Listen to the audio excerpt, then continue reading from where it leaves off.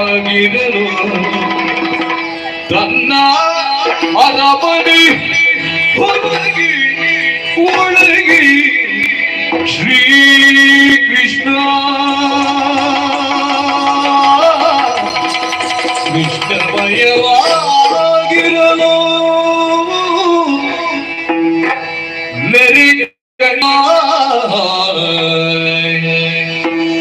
ಬರದೆ ಭಯದು ನೆನೆದು ನೆನೆದು ಶ್ರೀ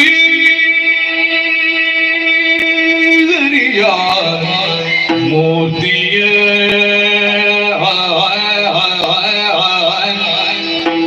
ನೆನೆದು ಶ್ರೀ ಹರಿಯ ಮೂರ್ತಿಯಾದ ಶ್ರೀ ಹರಿಯ ಮೂರ್ತಿಯ ಹೃದಯ ಕಮಲದಿ ಸೆರೆ ಬಿಡಿದ ಪುಣ್ಯಾತ್ಮ ಆರಿವನೋತಿ ಶ್ರೀ ಹರಿಯ ಮೂರ್ತಿಯ ಹೃದಯ ಕಮಲದಿ ಸೆರೆ ಬಿಡಿದ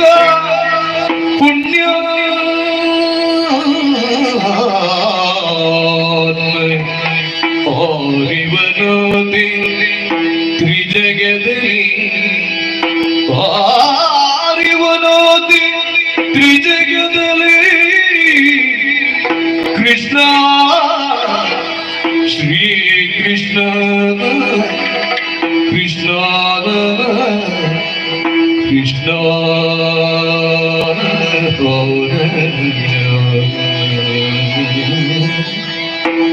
ಕೃಷ್ಣ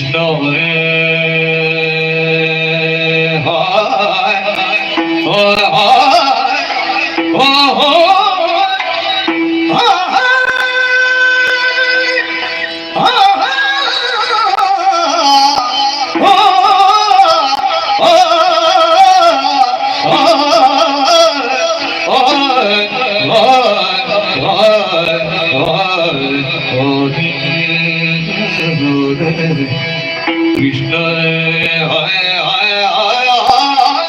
ಕೃಷ್ಣ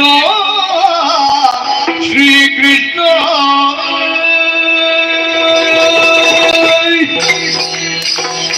ಧನ್ಯನಾದೆ ಧನ್ಯನಾದೆ ಧನ್ಯನಾದೆ. ಕನಸಿನಲ್ಲಿ ಲೋಕಾಧ್ಯಕ್ಷನಾದಂತಹ ಶ್ರೀಮನ್ನಾರಾಯಣನ ಅವತಾರ ವಿಶೇಷತೆಗಳನ್ನು ಕಂಡೆ. ಆದರೆ ಈಗ ಜಾಗೃತಾವಸ್ಥೆಯಲ್ಲಿ ಕೃಷ್ಣನ ಬಾಲಲೀಲೆಗಳನ್ನು ಕಾಣುತ್ತಾ ಇದ್ದೇನೆ.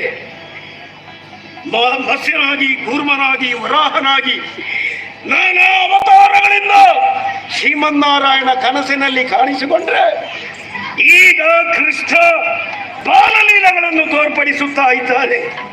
ವೇಣು ಕೃಷ್ಣನಾಗಿ, ನವನೀತ ಕೃಷ್ಣನಾಗಿ, ಬಾಲಕೃಷ್ಣನಾಗಿ, ಕಾಳಿಂಗವರ್ಧನ ಕೃಷ್ಣನಾಗಿ, ಗೋವರ್ಧನೋದ್ಧಾರಿ ಕೃಷ್ಣನಾಗಿ ತನ್ನ ಬಾಲಲೀಲೆಗಳನ್ನು ತೋರ್ಪಡಿಸುತ್ತಾ ಇದ್ದಾನೆ. ಏನಿದರ ಅರ್ಥ ಸ್ಪಷ್ಟವಾಗಿ ನನಗರ್ಥವಾಗುತ್ತಾ ಇದೆ.